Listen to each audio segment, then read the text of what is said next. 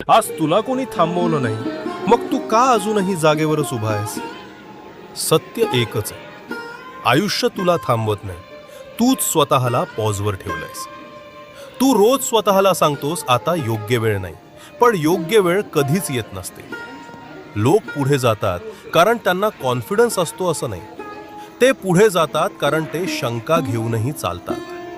तू perfect होण्याची वाट पाहतोयस आणि वेळ तुझ्याशिवाय पुढे निघून जातो. आज एक छोटं पाऊल उचललंस तर आयुष्य दिशा बदलते. आज नाही उचललं तर उद्या हाच क्षण पुन्हा समोर उभा राहील. कोणी वाचवायला येणार नाही, कोणी ढकलणारही नाही. उठायचं असेल तर तुलाच उठावं लागेल. मग सांग, आजच सुरुवात करणार आहेस की अजून एक दिवस फक्त विचारात घालवणार आहेस? श्री स्वामी समर्थ. जे श्रद्धेनं पाऊल टाकतात त्यांना मार्ग नक्की